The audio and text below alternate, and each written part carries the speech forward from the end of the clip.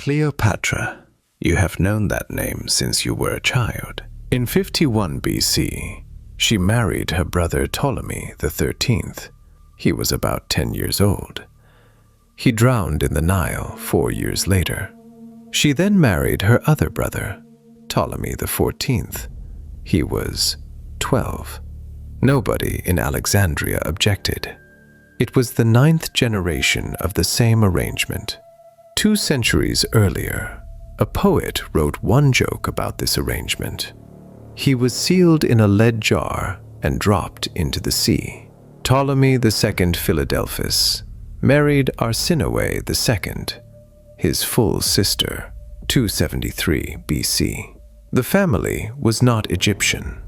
Ptolemy I was a Macedonian soldier. He served under Alexander the Great. When Alexander died in 323 BC, his generals divided the empire between them. Ptolemy took Egypt. In 305 BC, he called himself king. His son married his own full sister around 273 BC. Same father, same mother. They did not hide it. They advertised it.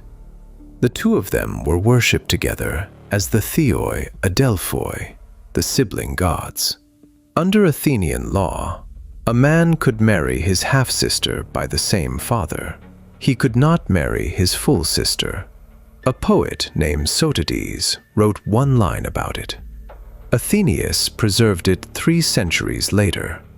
That is the only reason it survives. Sotades left Alexandria. Patroclus, an admiral of Ptolemy, caught him at sea. Athenaeus records what happened next in a single sentence. Sotades was sealed in a leaden vessel and sunk. Philadelphos in the name is not affection. It is the marriage. Every Ptolemy carried one of these words. Everyone is a claim about the family, made by the family. The coins are in the British Museum. The word is still on them, in Greek, around the edge. Anyone can read it. Almost nobody does. Ptolemy IV Philopator married Arsinoe III, his full sister, around 220 BC. Egypt had a precedent.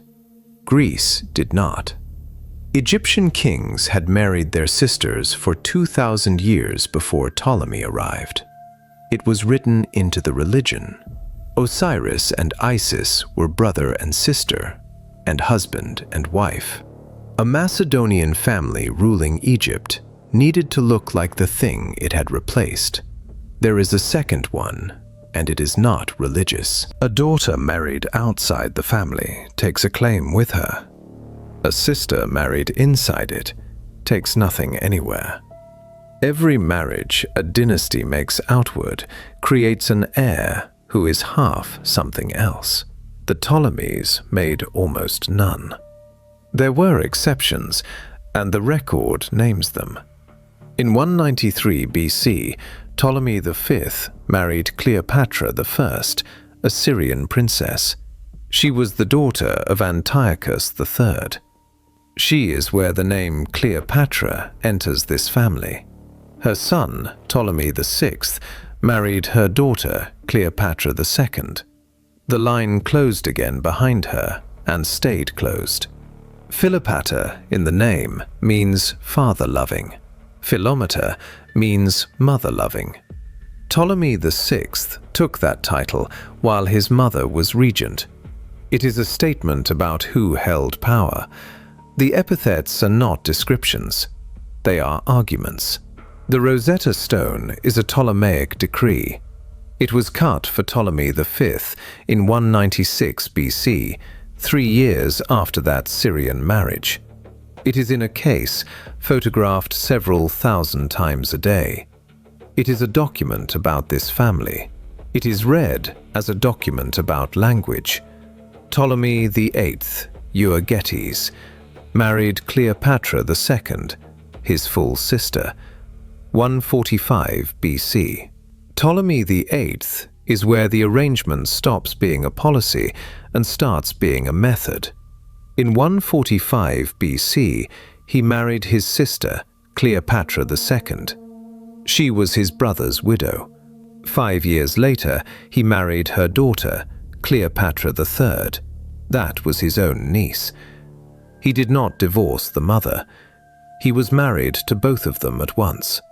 In 132 BC, the city of Alexandria rose against him. He left for Cyprus. Cleopatra II had a son by him. The boy's name was Memphis. He took the boy with him. 2 ancient historians record what he did next: Diodorus Siculus and Justin. Both are hostile to him. Both say the same thing. He had the boy killed and had the body sent back to his mother in Alexandria. Whether that detail is accurate cannot now be tested.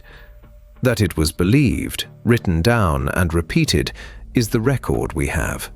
The Alexandrians had their own name for Ptolemy XIII. They called him Physcon. It means pot-belly. In 80 BC, Ptolemy XI married Berenice III. She was his cousin and his stepmother. She was the reigning queen. He killed her 19 days later. The population of Alexandria took him out of the palace and killed him the same day. Euergetes in the name means benefactor. Physcon is what the city called him instead. The first word is on the monuments. The second is in the histories. Both are about the same man. Only one of them was chosen by him. The Temple of Edfu took 180 years to build. His reign is one of the layers in it. It is the best preserved temple in Egypt. The roof is on. The inscriptions are legible. His name is in them. Ptolemy XIII Euergetes married Cleopatra III, his own niece, around 140 BC. Here is what that does to a family tree. You have 2 parents, 4 grandparents, 8 great-grandparents, 16 after that.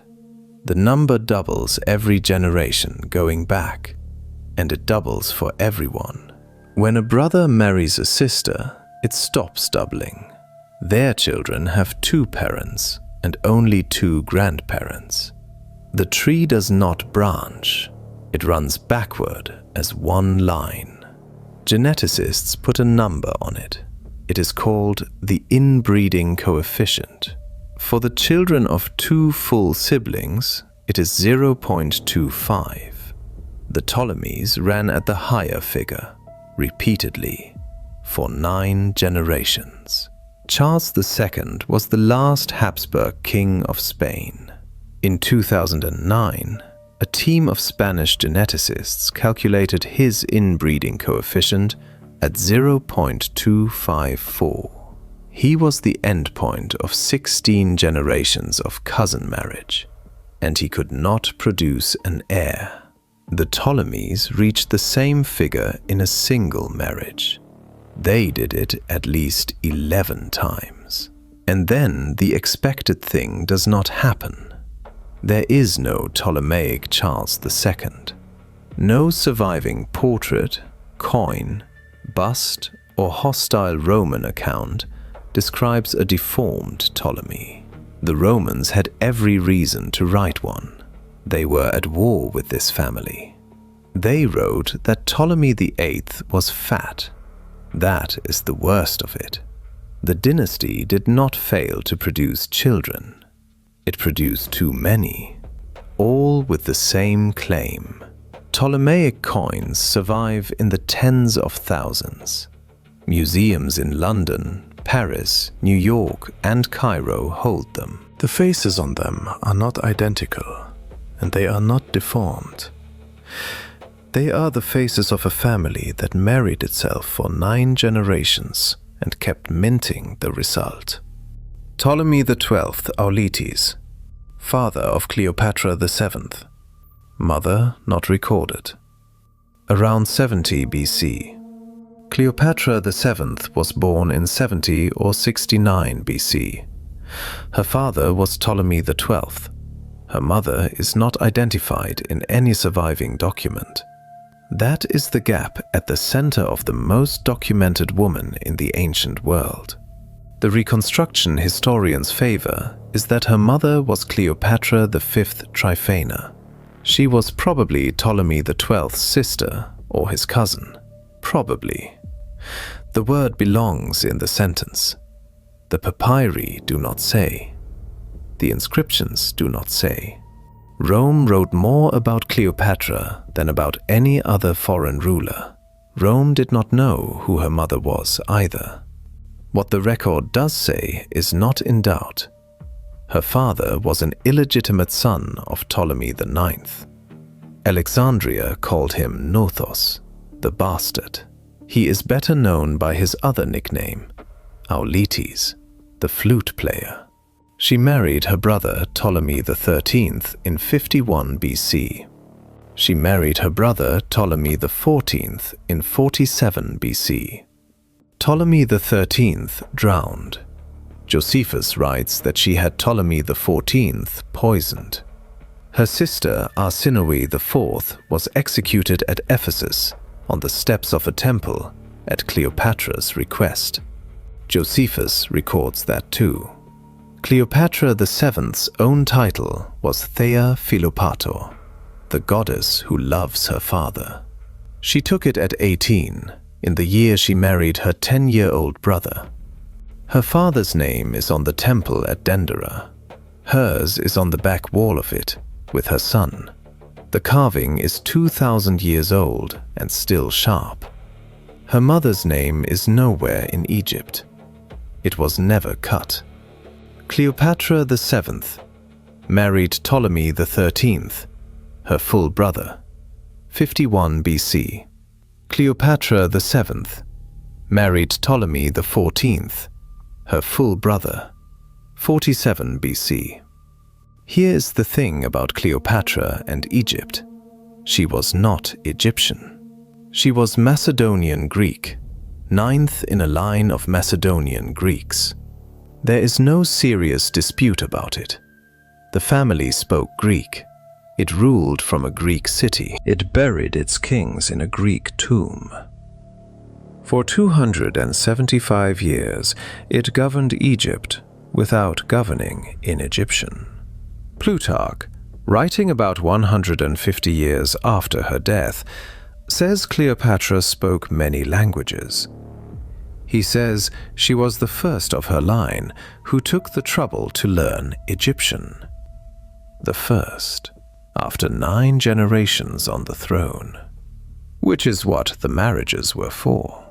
A dynasty that marries its own children to each other is not preserving a bloodline out of vanity. It is drawing a border. Every sibling marriage is a decision not to let the country into the family. The Ptolemies ruled Egypt for 275 years and spent all of them making sure Egypt did not get in. It worked. Nothing else did. Cleopatra VII died in 30 BC. Egypt became a Roman province the same year. It produced, at the end, a woman the world remembers as the face of Egypt. And the thing everyone knows about her is the one thing her family spent 3 centuries and 11 marriages making certain was not true. Because a story that fits the picture will always travel further than a record that does not.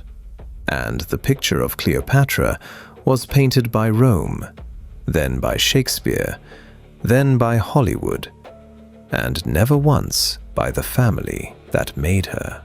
The coins are still in the cases. The temple wall at Dendera is still standing. The family tree is printed in the back of most books about her. Nobody turns to it.